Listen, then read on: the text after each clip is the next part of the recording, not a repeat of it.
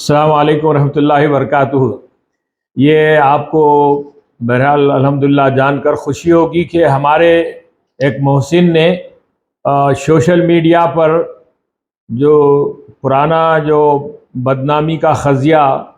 سلطنت عثمانیہ کے سر ہمیشہ سے لوٹ کر دیا جاتا ہے، وہ یہ کہ ترکی قوم اور خاص طور سے مسلمان ترکی جو ہے وہ پرنٹنگ پریس کے مخالف تھے۔ یہ ایک ایسا الزام ہے جو انتہائی جو ہے لغو ہے، اور تاریخ کے حقائق، اسنادات، ڈاکومنٹس کی روشنی کے اندر اس میں 100% یہ الزام مسلمانوں پر جھوٹا لگایا گیا ہے اور اس میں کذب ہے۔ اس کی تفصیلات میں آپ کے سامنے رکھنا چاہوں گا مختصر، تاکہ آپ کو سمجھ میں آ جائے کہ جو کروسیڈ کیمپین ہے وہ مسلمان کے خلاف کتنے صدیوں سے چلایا جا رہا ہے اور اس میں ان لوگوں نے کتنی کامیابی حاصل کی ہے۔ دراصل 1514 کی بات ہے، ایک ترکی مسلمان نے جن کا نام یولیا سیلبی تھا، جس کو ہم خلبی پڑھتے ہیں، عربی کی پہلی کتاب اٹلی میں شائع کروائی تھی۔ اس کے بعد یونان کے اندر تربیت یافتہ ایک یہودی ارمینین جو ارمینیا کا متوطن تھا، جو سلطنت عثمانیہ کے تحت جو علاقہ تھا اسی کے اندر جو ہے وہ رہا کرتا تھا، اس نے بسمینے نامی ایک پریس جو ہے استنبول میں قائم کیا، اور میں یہ بات کہہ رہا ہوں آپ کو 1530 کے قریب کی۔ اس کے بعد یہودی اور نصرانی پرنٹنگ پریس کا کام کیا کرتے تھے، لیکن اس وقت یقیناً مسلمانوں کو کوئی خاص دلچسپی نہیں تھی، اور اس کی کئی وجوہات تھی جو میں آپ کو انشاءاللہ آگے بتاؤں گا۔ بہرحال اس کے بعد وقت گزرتا گیا اور وہ لوگ اپنا کام کرتے رہے، لیکن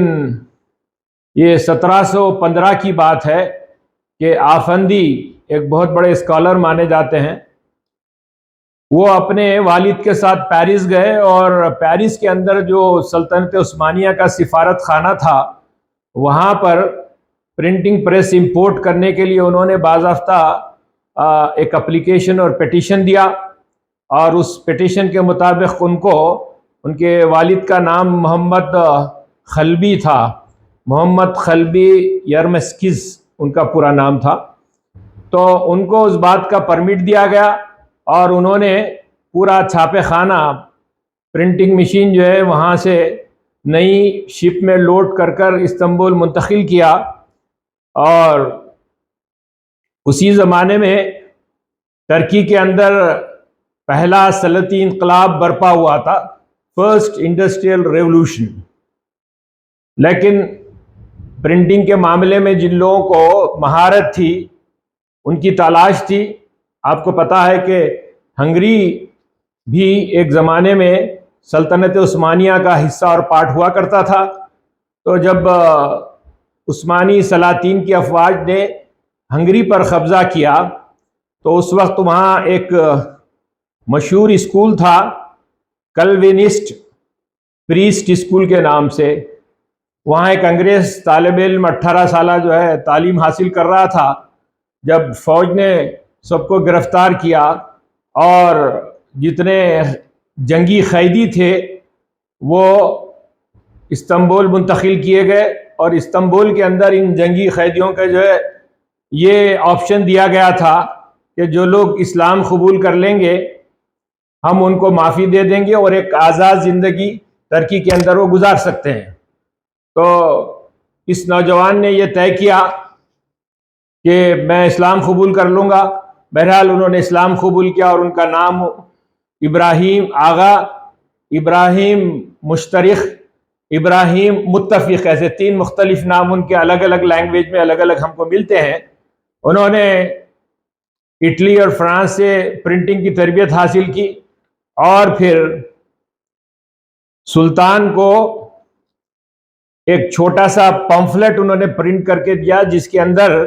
جس کا عربی نام تسہیل الطباع تھا، میک پرنٹنگ ایزی اس کا ٹاپک تھا. تو اس میں سلطان کو بتایا گیا کہ اگر آپ پرنٹنگ پریس لائیں گے تو سلطنت عثمانیہ کی جو 1 ملین اسکوائر مائل پر پھیلی ہوئی حکومت ہے، وہاں کے تمام مدارس میں، لائبریریوں میں، علماء کے پاس، اساتذہ کے پاس، ریسرچ اسکالرز کے پاس جو ہے بہت ساری کتابیں جلد از جلد پہنچیں گی اور کتابیں سستی ہو جائیں گی اور لوگوں کو پڑھنے کے لیے آسانی ہوگی، اور اس میں غلطی کا کم جو ہے اس کے اندر احتمال ہے. بہرحال یہ جو پامفلیٹ تھا، وہ پامفلیٹ کو بڑے ہی غور سے جو ہے پورے پیلس کے اندر جو ہے پڑھا گیا، اور اس کے فوری بعد اسی وقت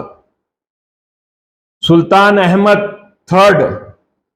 نے دسمبر 1727 کے اندر باضابطہ شیخ الاسلام عبداللہ رومی آفندی، جو مسلک حنفیہ کے امام العصر تھے، ان سے فتویٰ پوچھا کہ کیا ہم یہ پرنٹنگ کر سکتے ہیں. انہوں نے بڑے ہی غور و تدبر کے بعد یہ کہا کہ سوائے مذہبی کتابوں کو چھوڑ کر عام جو کتابیں ہیں سائنس اور ٹیکنالوجی کی اور علوم کی، وہ تمام چیزیں پرنٹنگ کی جا سکتی ہیں، اس میں کوئی قباحت نہیں ہے. تو اس کے بعد سلطان احمد تھرڈ نے وزیر اعظم کو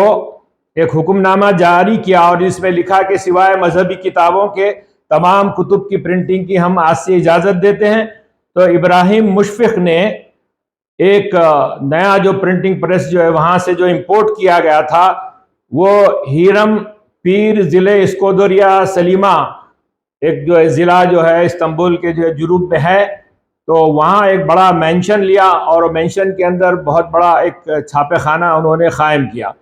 تو جو دستاویزات ہمیں ملتے ہیں، جو ڈاکومنٹس ہسٹوریکل ملتے ہیں، کہ اس کی اوپننگ کی ڈیٹ دسمبر 1727 ہے.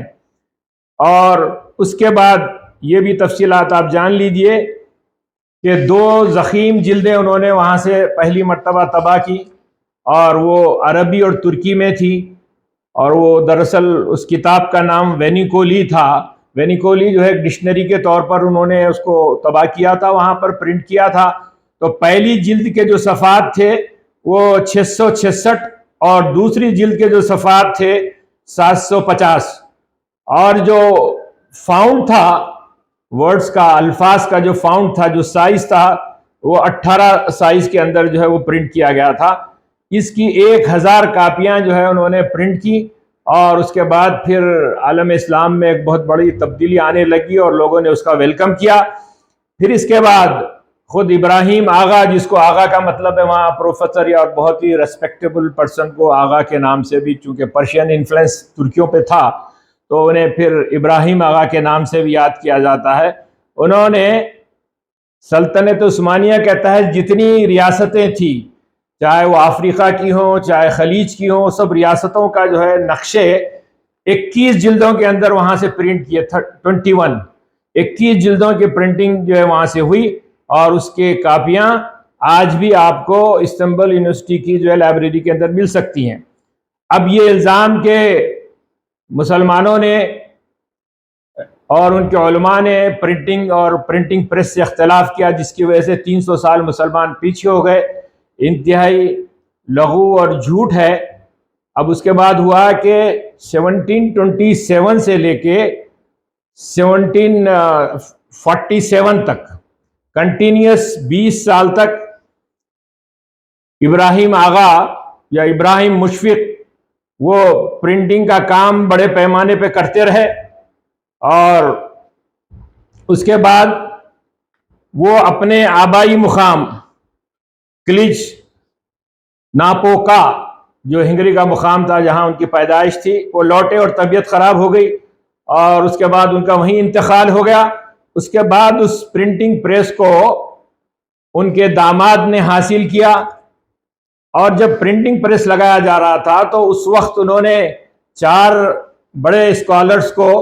تصحیح کے کام کے لیے ملازمت پہ رکھا، جس میں ترکی، عربی، فارسی اور انگلش کے ماہرین تھے. وہ تصحیح کا کام کیا کرتے تھے، اور یہ کام جاری رہا. جب ان کے داماد اور دوسرے 2 پارٹنرز ان کے ساتھ تھے، وہ کام چلتا رہا. اسلامی کتب کا کام، قرآن کریم کا کام اور جو خطاطی کا جو کام تھا وہ مسلمانوں کے پاس عظیم ترین کام تھا. تو اس وقت سلطان احمد تھرڈ نے یہی کہا تھا کہ اندلس کے بعد، اسپین میں زوال ہونے کے بعد مسلمانوں کا، یہ پوری کی پوری جو خطاطی کی انڈسٹری تھی، نقاشی کی جو انڈسٹری تھی، جو خوبصورت کیلیگرافی تھی، وہ سب دم توڑ رہی تھی. تو خطاطوں نے اس پر یہ کہا کہ اگر آپ یہ بھی ہم سے قلم چھین لیں گے، خطاطی کا ایک بہترین فن جو کسی قوم کے پاس نہیں تھا سوائے مسلمانوں کے، تو پھر اس پہ جو ہے اسلامی علوم اور شرعی اور قرآن کریم کی اشاعت کا کام جو ہے رک جائے گا، اور پھر پرنٹنگ کے اندر بہت سارے غلطیاں ہوں گی. تو اس پہ زیادہ توجہ نہیں دی گئی. لیکن تمام خطاطوں نے مل کر ایک بہت بڑا جلوس نکالا، اور وہ جلوس کے اندر جو ہے ایک ڈولے کے اندر پورے ان کے جو خطاطی کے قلم اور دوات ہوتے ہیں وہ پورے رکھ کر انہوں نے ڈولے میں ایک جلوس نکالا. وہ باب علی تک وہ جلوس پہنچا. باب علی کا مطلب یہ ہے کہ جو حیہ صوفیہ کے پیچھے جو پیلس تھا، وہ پیلس کا جو باب الداخلہ ہے اس کو باب علی کہا جاتا ہے. اس پہ قرآن کی آیتیں لکھی ہیں. تو اکثر احتجاج کرنے والے سلطان اور خلیفہ کے باب الداخلہ تک پہنچتے تھے اور ان کی عرضی وہاں پر قبول کی جاتی تھی. تو انہوں نے کہا کہ بھائی اتنا بڑا جو فیلڈ ہے اور یہ فن مسلمانوں کا ختم ہو جائے گا اور اس میں جو ہے بہت سارے مسائل پیدا ہو جائیں گے. تو وقتی طور پر صرف مذہبی اور قرآن شریف کے سلسلے کے اندر وہاں ایڈمنسٹریٹو طور پر یہ فیصلہ کیا گیا تھا کہ چند دن کے لیے قرآن کریم اور اسلامی کتب اس سے نہ شائع کیے جائیں. پھر اسی دوران آپ جانتے ہیں کہ ایک رشیا کی اور پھر روس کی جو ترکی کے ساتھ جنگیں ہوئی، وہ ایک تسلسل کے ساتھ جنگیں تھی. لیکن بڑی جنگ جو ہے 1768 سے لے کر 1774 تک، یعنی 1768 سے لے کر 1774 تک یہ جنگ جاری رہی. تو اس دوران 6 سال کے دوران انک جو ہے مل نہیں رہی تھی ترکیوں کو، جو یورپ سے آیا کرتی تھی، امپورٹ کرتے تھے، ان کا ایک شارٹیج ہو چکا تھا. تو اس دوران کچھ سال 2 سال کے لیے بہرحال یہ پرنٹنگ رک گئی تھی. اس دوران یہ عجیب بات ہوئی کہ ایک بہت مشہور مستشرق جو فرانسیسی تھا، جس کا نام بیرون ڈی ٹاٹ تھا. بیرون ڈی ٹاٹ ایک بہت بڑا مستشرق تھا.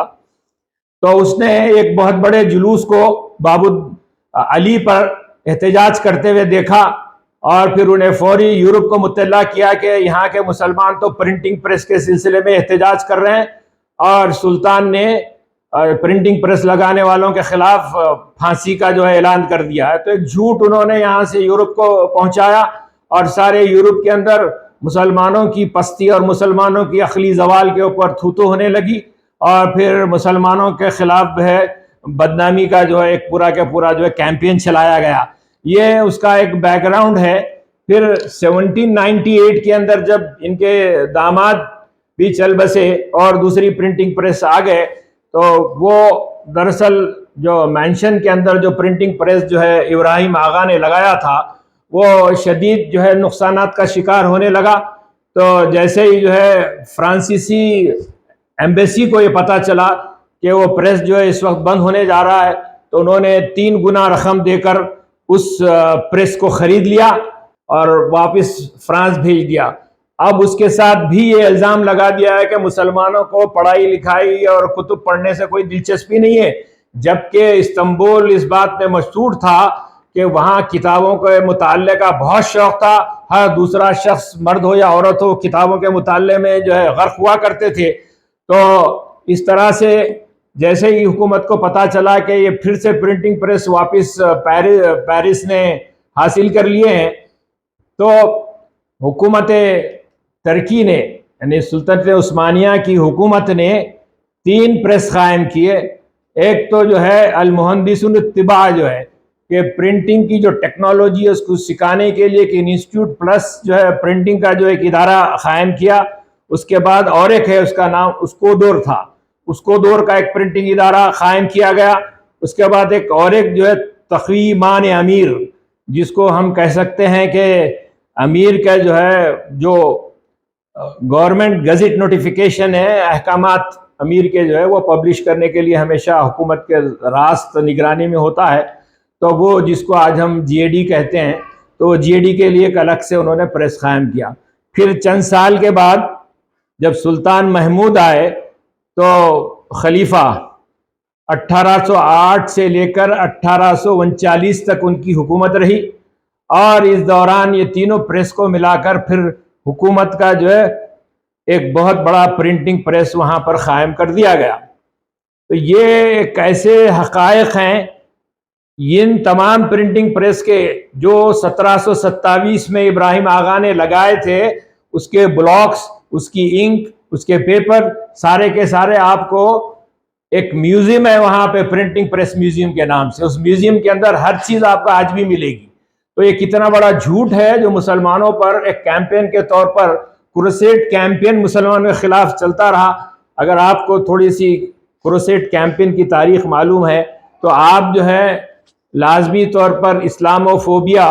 جان ایپسٹن اور ابراہیم کلین کی ایک کتاب ہے، بہت مشہور کتاب، اس میں آپ کو تفصیلات ملیں گی کہ اس دور کے اندر 250 سے 300 سال تک مسلسل یورپ جو ہے سلطنت عثمانیہ کے خلاف مستقل ایک جو ہے نفرت کا کیمپین چلاتا رہا۔ ایک زبردست کیمپین جو گزشتہ 500 سال سے مسلمان اس وقت فیس کر رہے ہیں ساری دنیا میں، وہ آج بھی جاری ہے، اور پہلے بھی اسی طرح سے تھی سچویشن۔ سلطنت عثمانیہ کے خلفاء کو بہت زیادہ ٹیکنالوجی، ٹیکنک اور ہائر ایجوکیشن سے تھی، اسی لیے استنبول اس وقت دنیا کا تحقیق، ریسرچ، ایجوکیشن کا بہت بڑا سنٹر مانا جاتا تھا۔ ایک ڈاکومنٹری فلم برٹین کی جانب سے جاری ہوئی تھی، 3 پادریوں سے یورپ کے انٹرویو لیے گئے، تو پادریوں نے یہ اقرار کیا کہ اعلیٰ تعلیم کے لیے، ٹیکنیک اور ٹیکنالوجی اور انجینئرنگ کے لیے ہمارے بچے استنبول پڑھنے جایا کرتے تھے۔ تو بات بالکل مختلف ہے جو عام طور پر ہم کتابوں میں پڑھ رہے ہیں، یا پھر جو یورپ سے جو کچھ ہم باروڈ تھنکنگ حاصل کرتے ہیں، اس کا نتیجہ ہے کہ ہم اپنے آپ کو ہی تاریخ میں ایک پست قوم کے طور پر دیکھتے ہیں اور دیکھنا چاہتے ہیں۔ یہ بھی ایک سازش ہے جو ہماری صفوں کے درمیان پھیلائی جا رہی ہے۔ میں صرف ایک مثال دے کر آپ کو میری بات جو ہے ختم کروں گا۔ آپ جانتے ہیں کہ 1834 کے اندر بالٹیمور، امریکہ کے بالٹیمور جو واشنگٹن سے قریب ہے، وہاں کا ایک سائنٹسٹ سیموئل ای بی مورسے جس کا نام تھا، اس نے پہلی مرتبہ ایک کمپلیٹ الیکٹرک ٹیلی گراف کو جو ایجاد کیا۔ اٹلی، جرمنی، فرانس میں بھی اور برٹین میں بھی کچھ تجربے اس دوران ہو رہے تھے،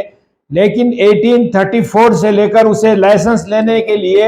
1844 10 سال کی محنت لگی، اور اس نے بالٹیمور سے لے کے واشنگٹن ڈی سی تک وہ لائن بچھا کر یہ بتایا کہ انتہائی سکسیسفل یہ ایجاد اور انوینشن ہے، اس کو حکومت مجھے لائسنس دے۔ لیکن وہاں کے پوپ اور پادریوں نے مل کر زبردست احتجاج کیا اور یہ الزام لگایا مورسے پہ کہ یہ اللہ کی قدرت کے اندر دخل دینا چاہتے ہیں، اور اس قسم کی ٹیکنالوجی کے ذریعے پورے دنیا کے لوگوں کا جو ہے زوال ہوگا۔ تو اس بنیاد پر ان کا لائسنس روکا گیا۔ 1844 کے بعد دنیا میں کوئی ملک بھی مورسے کو اس کا آرڈر دینے کے لیے تیار نہیں تھی، تو اسے یہ بتایا گیا کہ خلیفہ عثمانیہ کے پاس جاؤ، تمہیں جو ہے اس کے اوپر جو ہے بہت زیادہ جو ہے کوآپریشن ملے گا، اور ہو سکتا ہے کہ وہ تمہیں آرڈر بھی دے دیں۔ تو مورسے جو ہے اس وقت جو ہے خلیفہ عثمانیہ کے پاس پیلس پر پہنچا، اور اس نے باب الداخلہ سے لے کے پیلس کا جو مین چیمبر ہے وہاں پر تخت طاؤس تک اس نے ایک تجربہ کر کے جو ہے خلیفہ کو بتایا۔ تو خلیفہ نے فوری طور پر کہا کہ بھئی ایک پریزنٹیشن مجھے یہ بحر فاسفورس کے اندر دیا جائے، تاکہ میں یہ جانوں کہ بھئی یہ سمندر کے اس پار بھی جو ہے اپنے میسیجز جو ہے یہ ٹیلی گراف بھیج سکتے ہیں۔ تو اس نے سکسیسفلی وہ بتایا۔ تو اس کی اپنی زندگی کا اور اس کی اپنی ایجادات کا بہت بڑا آرڈر اسے جو ہے سلطنت عثمانیہ کی اور خلیفہ کی جانب سے ملا، جو دنیا کی تاریخ کی کتابوں کے اندر ہے۔ پہلا الیکٹرک ٹیلی گراف کا آرڈر دینے والا اور کوئی نہیں تھا، وہ خلیفہ عثمانیہ تھا۔ تو آپ یہ بات ذہن سے نکال دیجئے کہ مسلمان اپنی تاریخ میں پست تھے، ٹیکنالوجی سے ان کو دلچسپی نہیں تھی، وہ انجینئرنگ نہیں جانتے تھے، اس کے بعد اور ایک چیز جو ہے بولنے سے پہلے میں بات ختم کرنے سے پہلے کہوں گا کہ دنیا کا سب سے بڑا جو ریلوے سسٹم کا جو آرڈر دیا گیا تھا وہ کس نے دیا؟ سلطان عبد الحمید نے ریلوے کا جو کانٹریکٹ دیا تھا وہ استنبول سے لے کر ایک جانب غزہ اور بیت المقدس اور دوسری جانب مدینہ منورہ تک اس نے جو ہے اس کی لائنیں بچھائیں. اور پہلے برٹین کی کمپنی سے کانٹریکٹ دیا گیا تھا لیکن وہ مہنگا اور ٹیکنیکلی جو ہے فیل ہو رہا تھا تو اس نے بدل کر جرمنی کو دیا. تو جرمنی کو جب آرڈر دیا گیا تو برٹین نے مقدمہ دائر کیا جس کا کمپنسیشن خلیفہ عثمانیہ کو ادا کرنا پڑا. یہ پوری کی پوری ریلوے لائن سلطان عبد الحمید کے زمانے کے اندر جو ہے بچھائی گئی تھی. اور اس کے بعد انتقام کے طور پر جب فرسٹ ورلڈ وار ہوئی تو باضابطہ برٹین نے بمبارڈمنٹ کے ذریعے پوری ریلوے لائنز کو عرب دنیا کی اور جو سلطنت عثمانیہ کے وقت بچھائی گئی تھی برباد کیا اور اس کو اسکریپ کے اندر جو ہے سیل کیا. یہ چند مختصر سی تاریخی اسنادات کے ساتھ اصول اور دلائل کے ساتھ آپ کے سامنے میں نے باتیں رکھی. امید کہ آپ اس مسئلے کو اچھی طرح سے سمجھ چکے ہوں گے. شکریہ، جزاک اللہ. السلام علیکم ورحمۃ اللہ وبرکاتہ.